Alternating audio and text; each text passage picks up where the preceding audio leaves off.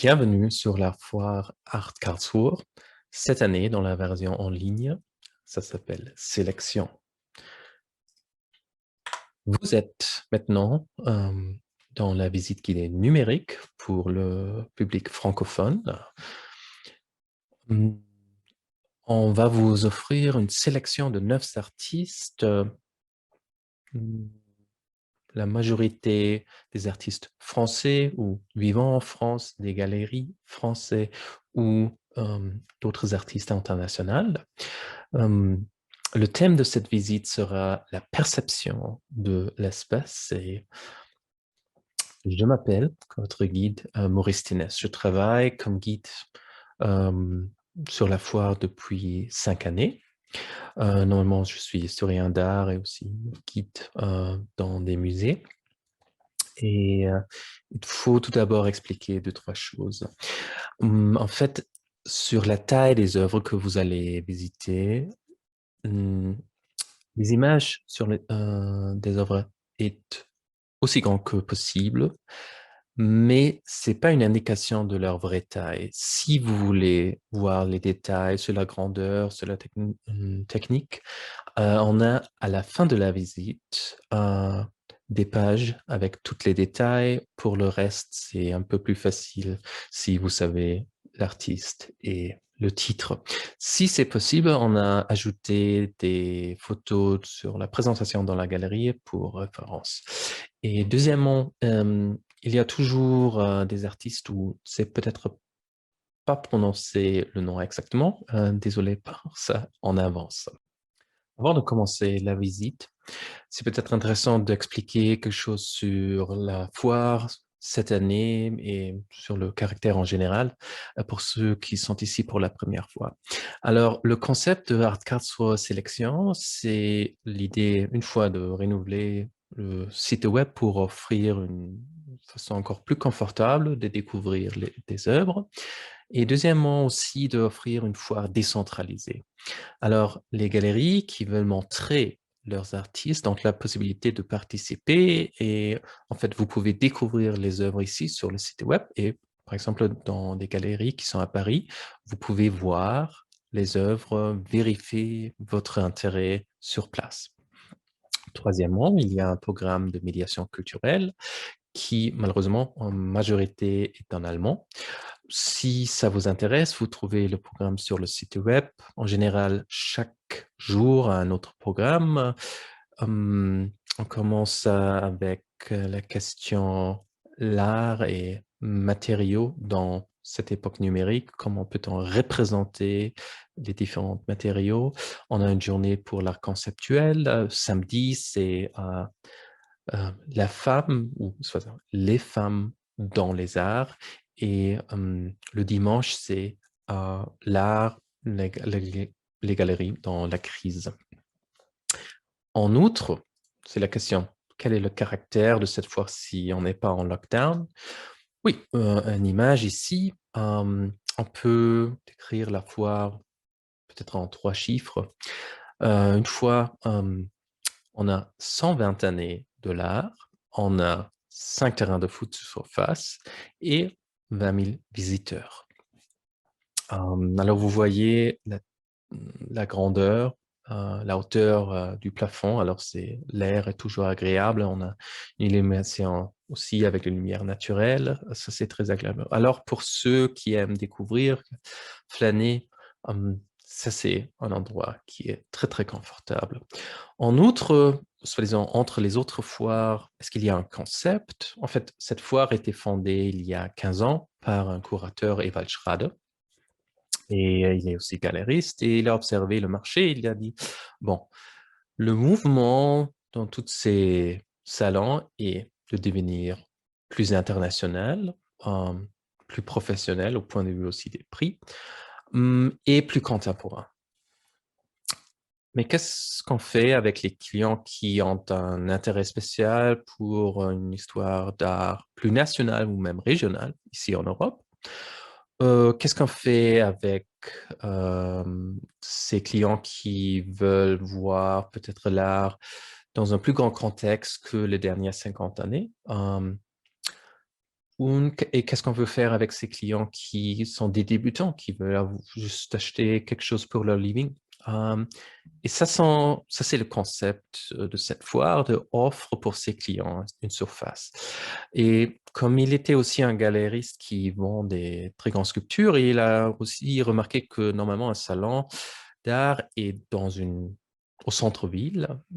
Alors, il n'y a pas beaucoup de place. Alors, il a choisi un endroit, une surface ici à Karlsruhe qui est en dehors de la ville, qui lui permet d'intégrer les sculptures en direct dans les différents stands et d'avoir une ambiance plus aérée. Et ça, c'est l'idée de la foire. Alors, c'est très agréable et j'espère que dans l'année prochaine, vous avez la possibilité d'apprécier aussi cette atmosphère. Et maintenant, pour la visite. Le premier œuvre, c'est Common Sense de l'artiste Beatriz Guzmán Catena d'Argentin. On voit des fragments d'architecture, d'escaliers, des portes, des enfants qui apparemment sont en train de voir le paysage, un autre personnage qui est en train de ramasser, ce n'est pas clair, des fichiers de papier, des images. Tout au fond, c'est pas vraiment une maison, on ne voit pas les murs, le grand plan, c'est oui, un assemblage des situations. Pour, l'artiste, c'est pas un extra, en fait, elle est un diplôme d'architecture, design, d'urbanisme, mais aussi une éducation classique dans les arts visuels. Et ce qui est intéressant quand on voit ici un peu la vision du philosophe français Gaston Bachelard, qui a écrit La poétique de l'espace. Dans ce livre, il source de la poésie, de la littérature, des motifs clés pour notre imagination spatiale. Et il commence la description des maisons. Par exemple, de dire que c'est pas la chambre personnelle qui est important, mais de trouver un sort de, on peut dire un coin ou en français on dit plutôt un petit bout de chez soi.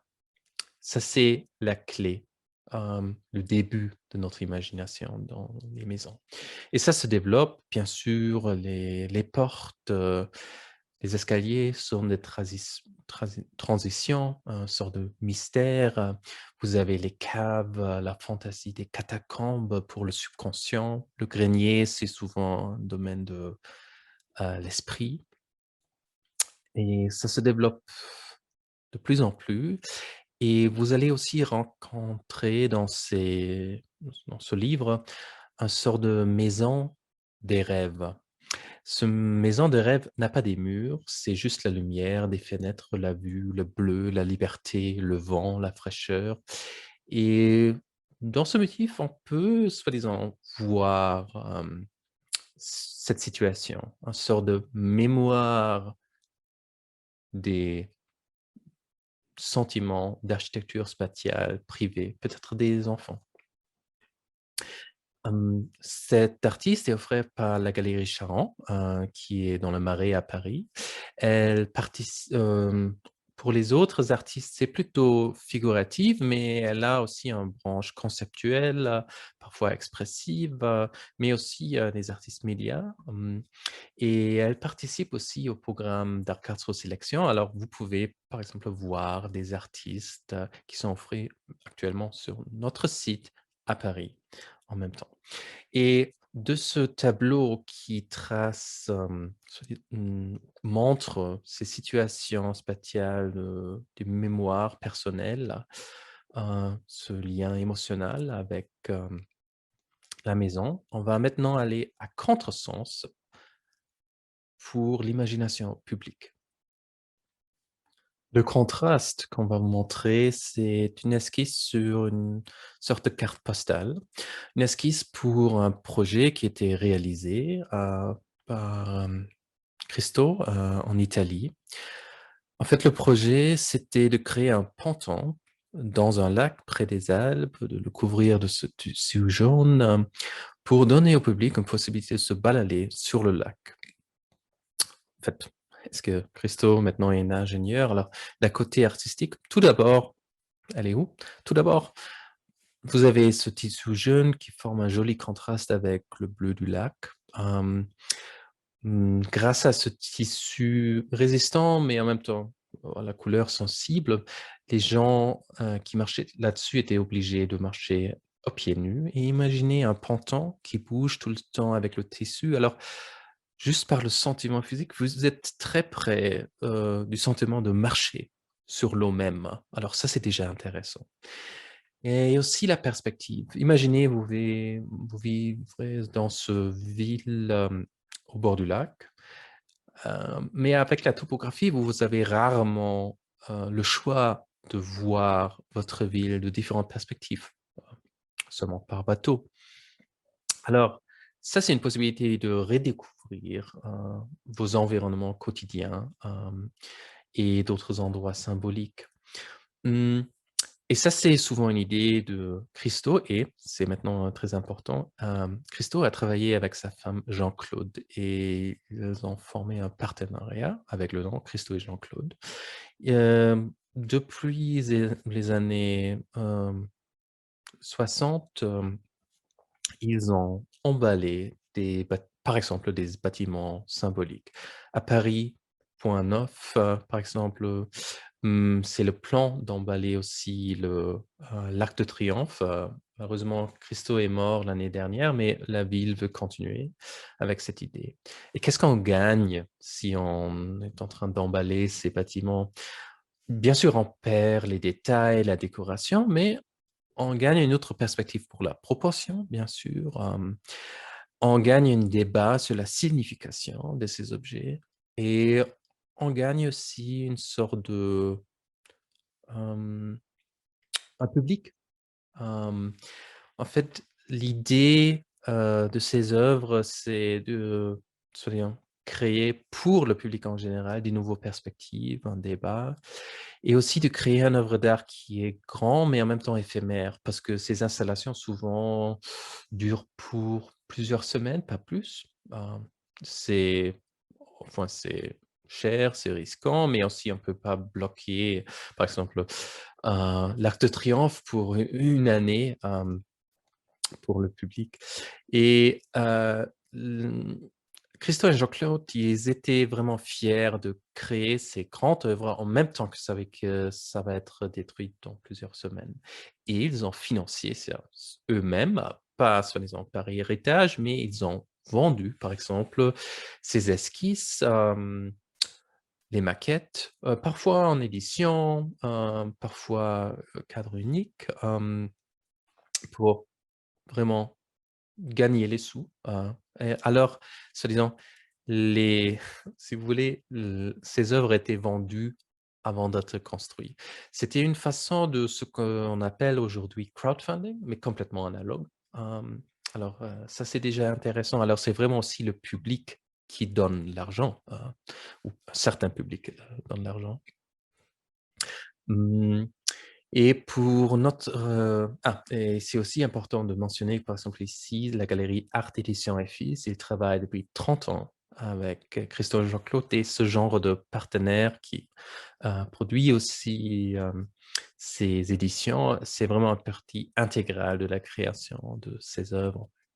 En fait, pour la visite, on peut dire, qu'est-ce qu'ils offrent? Ils offrent le contraire de ce contexte privé. C'est une œuvre qui traite l'imagination publique de ces bâtiments symboliques. Et maintenant, on peut se dire: «Bon, je ne m'intéresse pas pour l'Arc de Triomphe ou la Point Neuf», c'est ça.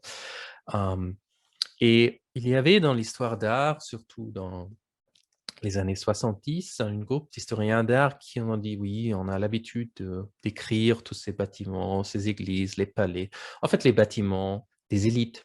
Pourquoi est-ce qu'on n'essaie pas de décrire les villes par l'architecture populaire?» Alors, ils ont essayé de faire ça.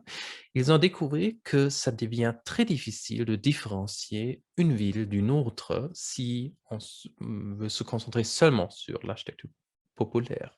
Alors, on peut remarquer que, hem, même si on est contre les élites, on a besoin des certains symboles qui sont visibles juste pour une orientation. Et bien sûr, comme ils sont des symboles aussi pour une certaine émotionnalité. Et ça, c'est quelque chose que Christo ici offre comme perspective. Je ne veux pas dire qu'il est d'accord avec ses chercheurs, mais en fait, cette façon de penser sur l'espace public. Et maintenant, on était dans le domaine du mémoire, la culture publique. Maintenant, on va aller vers la nature. On va voir les œuvres de Catherine Chopinet, ici, Grand Pain du matin. On voit tout d'abord ce bleu turquoise très intensif. On peut voir la touche du pinceau très, très floue. On a l'impression de sentir le vent sur la peau.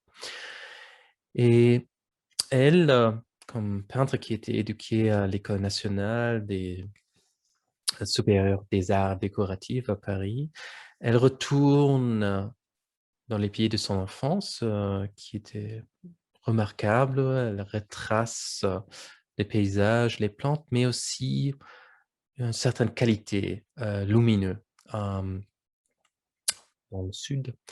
Mmh et ça, c'est on peut dire que chaque pays, bien sûr, normalement, un paysage, on décrit par la topographie, mais on pourrait aussi l'écrire, par la qualité lumineuse. Bien sûr, mmh, c'est, c'était les impressionnistes qui ont enseigné sensibilité, le public pour ça. Ce qui est intéressant, normalement, impressionnisme, souvent en France, dans le sud, bien sûr, l'impressionnisme a existé aussi, dans l'Europe du Nord et mais la lumière était différente. Alors, par exemple, les artistes, allaient aux Pays-Bas, mais la couleur n'était pas aussi fort, mais soi-disant plus douce et plus long terme. Mmh et les impressionnistes, de l'Europe du Nord étaient aussi fascinés, par exemple, par, la lumière artificielle, des villes, la lumière privée. Alors, dépendant des lumières, vous avez d'autres sujets qu'il trace. En fait, Catherine Chopinet trace ici c'est un pays d'enfance.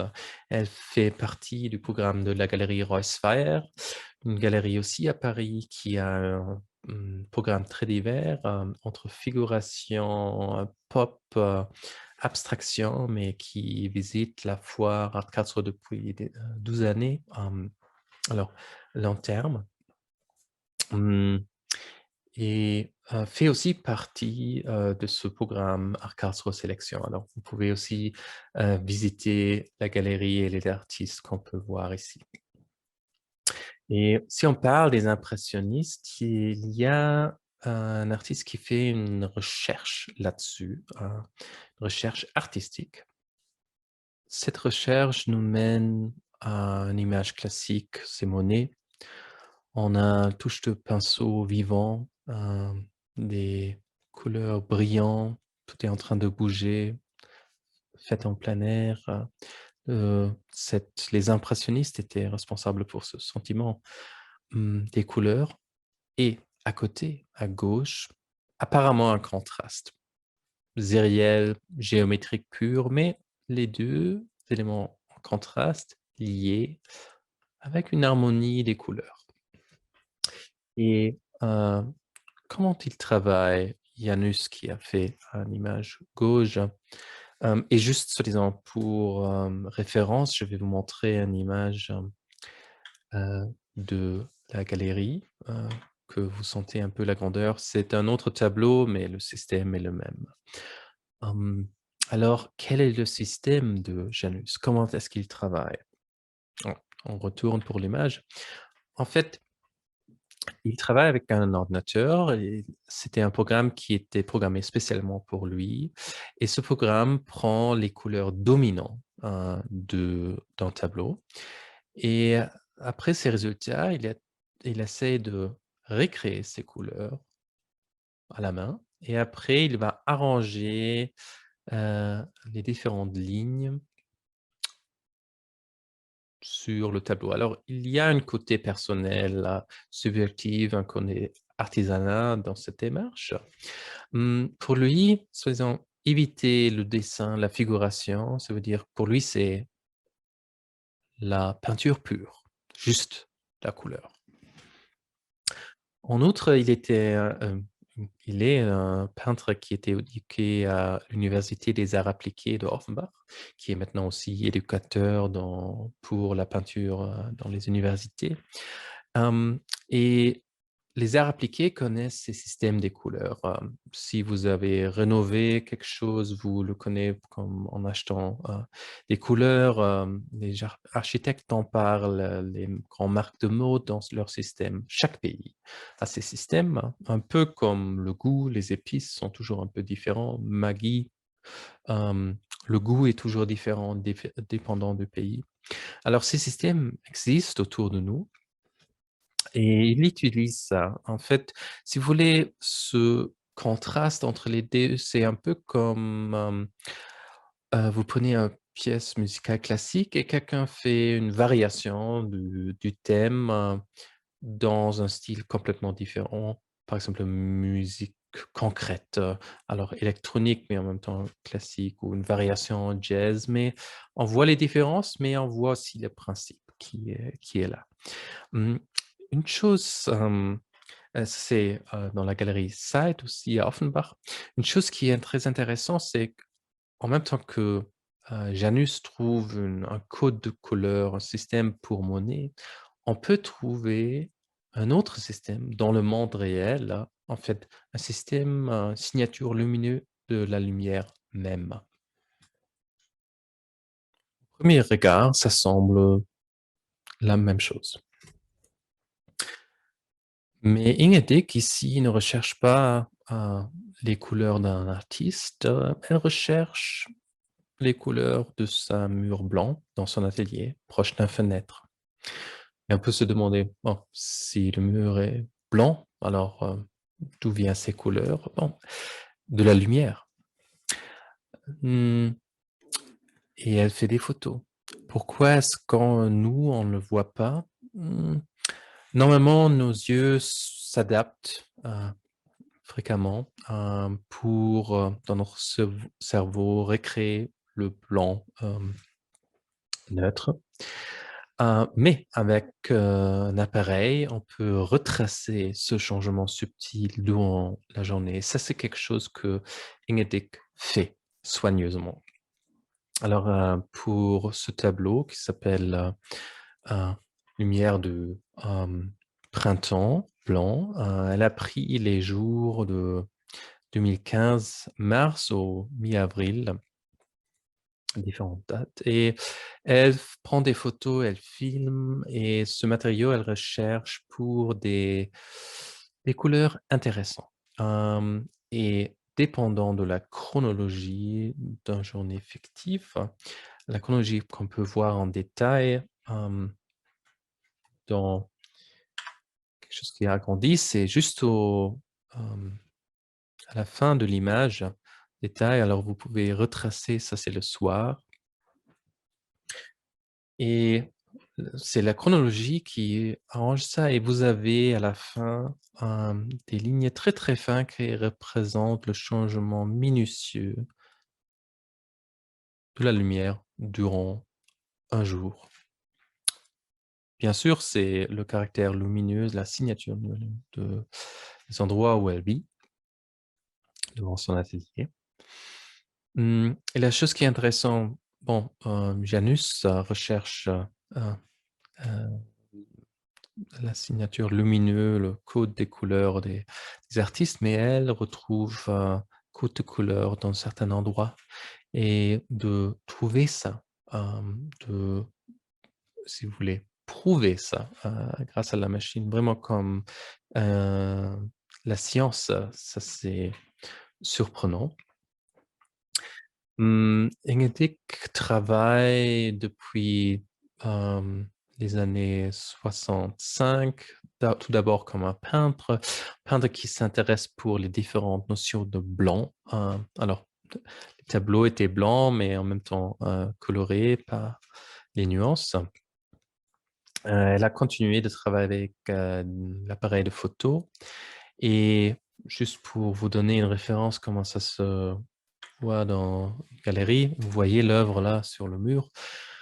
En fait, lumière, c'est son thème, hein. C'est une photographie abstraite, dans cette démarche, elle est, reconnue, globale, était représentée dans des expositions de la Tate Moderne et comme un collègue a dit: «Ce sont pas des images qui sont faciles à partager dans les régions sociaux». Hem, c'est très modeste, très strict, très calme. Mais en même temps, si on a le temps d'observer ça, ça ouvre tout un autre monde. Hem, oui, la signature lumineuse d'un endroit, ça c'est quelque chose qui est vraiment surprenant. Elle fait partie de la galerie Renate Bender qui a disons un concept plutôt strict, goût, on peut aussi parler d'un goût. Alors les artistes sont plutôt minimaliste, conceptuel, mais en même temps, il y a une sensibilité profonde pour, les phénomènes et un autre artiste de la galerie, je voulais vous montrer, c'est l'artiste Matt McLoone. Tout d'abord, on voit une couleur, disons, une surface qui semble presque monochrome, mais il y a une profondeur un peu étrange là-dedans. Pour, référence, la grandeur, une autre, image, de de la mise en scène, dans l'atelier. Mais soi-disant, cette image aussi ne donne pas une aucune indication de la surface spécifique. Alors, je vais vous montrer un autre qui a cette, heu, brillance un peu étrange. Mmh. Et ça dépend de la technique. Alors c'est pas une surface plate, mais en fait, c'est même pas sur une toile, mais c'est sur aluminium. C'est une peinture acrylique avec du pigment, mais le plus important, c'est une résine de polyuréthane. Alors, quelque chose qui est transparent, mais qui a une certaine profondeur. Et la conséquence de cette transparence et profondeur, c'est que, en fait, l'apparence de l'œuvre change si la lumière change, surtout, par exemple, avec la lumière, naturelle. Vous avez alors un sort de pas une surface, mais une sorte de paysage, hem, qui est dans cette couche, de résine. Un endroit de réflexion. Et d'où vient cet, intérêt? En fait, McLuhan est un Américain il était toujours quelqu'un qui s'intéressait pour,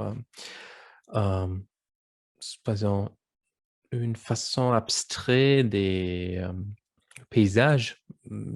Vous pouvez vous souvenir, par exemple, si vous êtes dans un avion. Le paysage semble plutôt abstrait, d'un avion, on n'a pas vraiment l'impression de la profondeur, parce que tout semble plat, mais la profondeur est définitivement là et ça, c'est une perception qui était intéressante pour lui et maintenant il vit, en France, hem, à Saint-Romain, c'est en Bourgogne. Et il a rencontré les gens qui sont fascinés par le terroir. Alors, il a commencé de travailler, avec ces couleurs qu'il invente, inspirées d'un certain endroit au moment, monochrome, de créer une sorte de paysage lumineux dans la couche ici. Alors soi-disant de créer cet étrange sentiment de profondeur qui est là, mais à un moment pas vraiment. Hem, Ça c'est quelque chose qui est fascinant.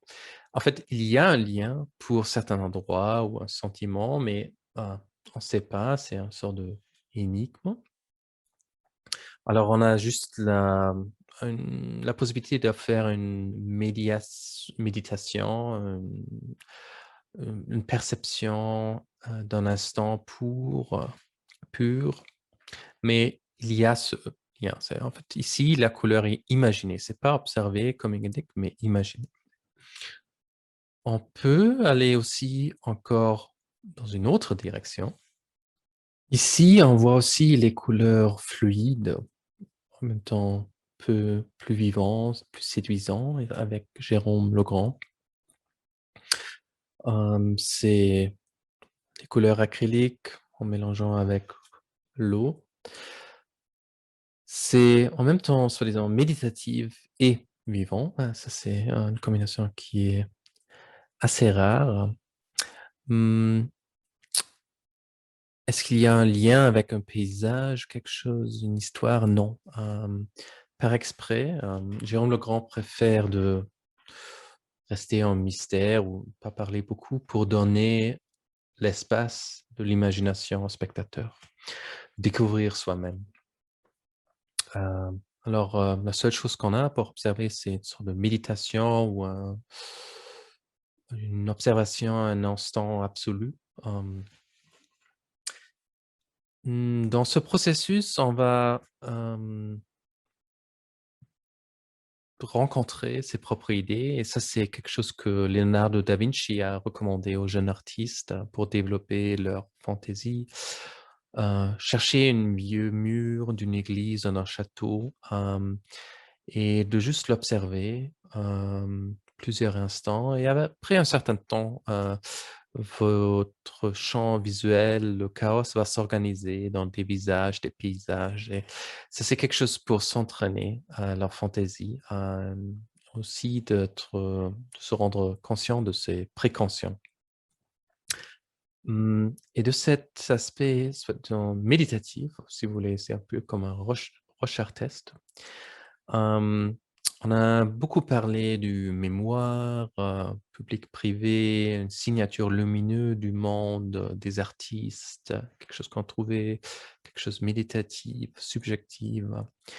Mais faisant toutes ces perceptions sont dans un contexte, et dans ce contexte, on va à la fin rencontrer des précautions, quelque chose des concepts qu'on a et je vais vous montrer maintenant un des images qui est un concept clé pour les humains dans la perception de l'espace.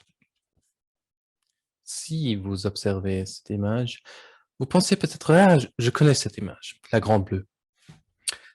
Non, c'est pas la grande bleue, la grande bleue, c'était, une image qui était prise 72 et ça c'est 69. Ça c'est la mission qui a mis les premiers hommes sur la Lune. La distance ici de la photo, c'est à peu près 30 000 kilomètres. Alors c'est une mission historique, mais aussi la puissance de ce genre d'image, y parmi la grande bleue, a influencé la perception publique. Pourquoi ou, de quelle façon? En fait, si vous demandez, la majorité des gens en Europe, si vous entendez le mot «la Terre», à quoi pensez-vous? Ils vont répondre: «Ah oui, la grande bleue, planète, de cette distance» et c'est dans un contraste avec le chiffre des personnages qui ont personnellement fait l'expérience de cette perspective et ce chiffre sont les astronautes qui sont allés, sur la Lune, c'est je crois à peu près 24. Alors vous voyez le décalage entre l'imagination publique et l'expérience personnelle. Et ce décalage entre la perception, soi-disant à pied et la perception spatiale, ça c'est quelque chose qui s'intéresse, qui, mmh, hem, le philosophe Bruno Latour. Bruno Latour, qui, enseigne à Paris et qui est un philosophe qui travaille souvent sur les images. Il dit: «Cette image, est un peu étrange parce qu'en fait, cette image suggère une capacité et de quitter la Terre. Ça évoque une certaine distance qui n'est pas réaliste. Et il se demande peut-être, soi-disant, cette imagination publique, d'avoir cette contrôle technique, d'avoir la distance envers un objet qui est fondamental pour eux, peut-être cette distance influence un peu, soi-disant, le retard qu'on a comme public à répondre à cette urgence de réchauffement climatique. Alors, il a f fait ou curaté une exposition où il travaille avec des artistes pour, créer des nouveaux métaphores clés pour la relation pour l'homme et la terre. Cette exposition est, maintenant en vue, pas à Paris, mais à Karlsruhe, dans un musée qui s'appelle le ZKM, le Centre des arts et médias, et en même temps que Lockdown, ils ont commencé depuis l'année dernière de créer une exposition numérique, pas seulement photos et textes, mais ils ont travaillé avec les artistes, chacun, chacune, de traduire les œuvres analogues dans, le domaine numérique, dans les contraintes, d'un écran. Alors, comme public, français, vous pouvez visiter ça, peu importe les horaires. Alors si le thème de cette visite s'intéresse, je vous recommande de le visiter. Mmh, alors, on voit ici une image clé de notre imagination, une pièce d'histoire, et on peut se demander alors si ça vient de la NASA, pourquoi est-ce que je peux l'acheter? Est-ce que, ce n'est pas partie d'une archive ou quelque chose comme ça? En fait, la NASA, d'après, soi-disant la conquête de la Lune, a, mmh, le budget est diminué, alors il fallait, heu, hem, sauver, heu, garder ses sous. Alors ils ont vendu, des archives, parce qu'ils avaient des copies digitales. Alors il y avait des enthousiastes qui ont acheté tous ces, photos, ces images, et un de ces enthousiastes est le galeriste de la galerie Cat Collection à Paris, et là, vous pouvez acheter une vraie pièce d'histoire, soi-disant peut-être 2-3 années avant qu'on continue de faire un démarche sur la Lune, et ce décalage entre, soi-disant, perception à pied et planétaire n'est pas le seul décalage. Hem, Ici, vous avez encore, soit c'est l'humain qui a vu, hem, planète. Alors, quelque chose de personnel, mais en général, aujourd'hui, soi-disant, le planète n'est pas vu par les hommes. Avant de continuer le fil rouge de la visite, tout d'abord, qu'est-ce qu'on voit? C'est une sculpture de Marty Houellebecq, sculpteur, chemin chaotique. Vous avez pierre bleue ici, colorée. Un objet qui, en même temps, on peut imaginer assez lourd, mais qui semble flotter dans les airs. Les pierres sont normalement immobiles, mais ici, c'est une vague douce, un contraste fort avec le noir et le rouge, et en même temps que, soi-disant, les pierres, leur force, le caractère brut, est quelque chose, oui, heu, une grande force. Ici, chaotique. Ici, vous avez coupé ça d'une manière très réglée. Alors c'est un objet avec, des contrastes très, très, très, très forts. Hem et ce l'artiste fait partie de la galerie GNG qui a, soi-disant, s'intéresse pour la sculpture, soi-disant très abstrait, mais qui a aussi des tendances, figuratives,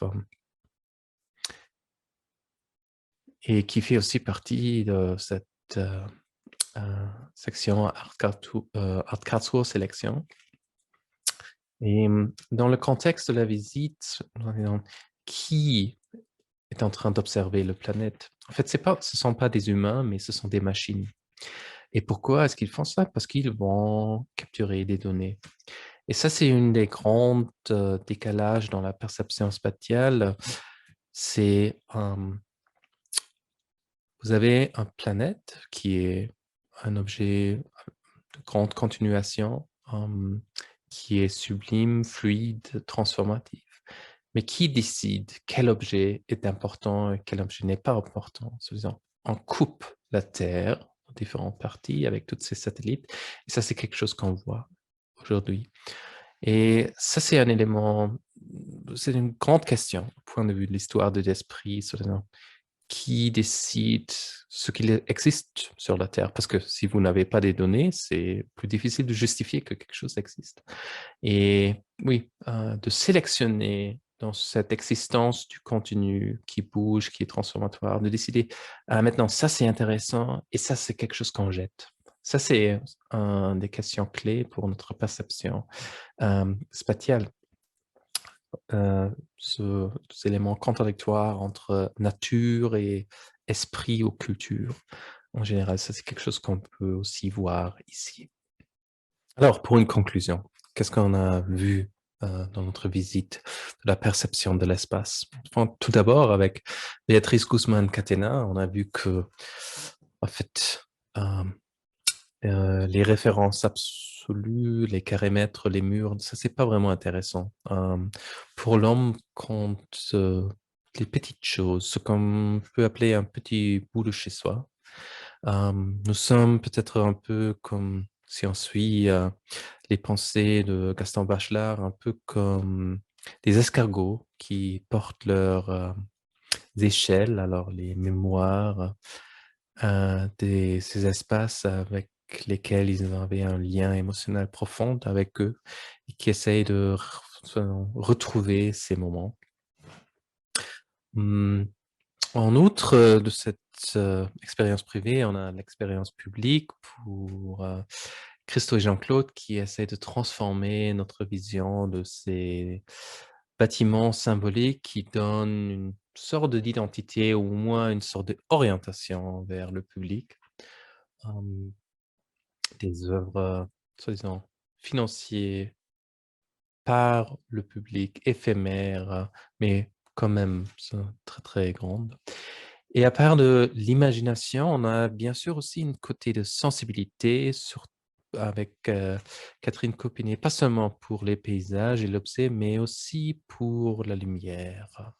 Une signature lumineuse d'un paysage, quelque chose qu'on peut trouver, bien sûr, avec, comme Janus a démontré, dans les artistes comme Monet, de l'impressionnisme, euh, que mais, et ça c'est une chose qui est intéressante, on peut aussi trouver chez Ingedig, de voir et de prouver que la lumière même est colorée, que ça change et ça c'est des détails minuscules que normalement on n'a pas l'habitude d'avoir. Alors Inge nous montre, nous une autre façon de voir le monde extérieur, de nous sensibiliser. Bien sûr, on peut aussi imaginer une couleur pour un paysage comme Matt McLoone le fait, qui essaie de attraper la lumière dans ce couche de résine transparent, des tableaux qui changent avec le placement de la lumière. Et même si on n'a pas un lien avec un endroit spécifique, on a toujours nos précautions, même si on fait une méditation avec Jérôme Legrand, on va toujours euh, rencontrer ces mémoires et précautions. Ils sont tellement fortes, comme on a vu avec NASA, que en même temps que l'image nous montre quelque chose qui est complètement éloigné de notre expérience personnelle, l'imagination reste quand même très très fort. C'est aussi un signe de notre liberté d'esprit, de garder dans notre tête et expérience ces éléments contradictoires, cet écart entre perception à pied et planétaire. Et si ça vous intéresse, je vous recommande cette exposition curatée par Bruno Latour dans le ZKM qui s'appelle Critical Zones. Et un autre écart, c'est notre curiosité humaine pour les espaces, mais aussi la plénitude des machines qui sont en train d'enregistrer, capturer, cap le planète, de créer ce réseau de données, de trouver une rigidité dans la fluidité, de la nature. Parce que pour les machines, ce grand plein, les corémètres, sont vraiment intéressants, hem, dans une orientation et bien sûr pour nous, c'est aussi pratique, ouais.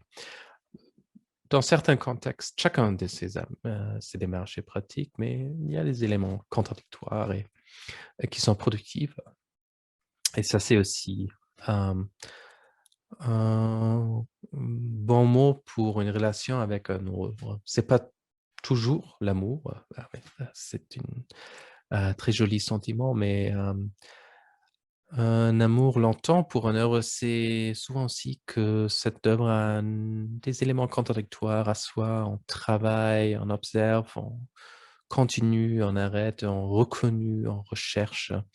Alors, oui, des éléments contradictoires productifs, ça c'est aussi une bonne métaphore pour, les œuvres d'art et maintenant à la fin de la visite, je vous souhaite, des bonnes découvertes sur notre site et j'espère bien que, on peut vous accueillir l'année prochaine, sur place, avec des sensations encore plus forts, plus grand nombre des œuvres et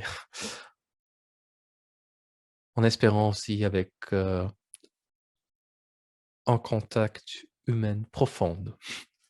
Alors, je vous souhaite une bonne journée et vous avez la plénitude d'options, sur notre site.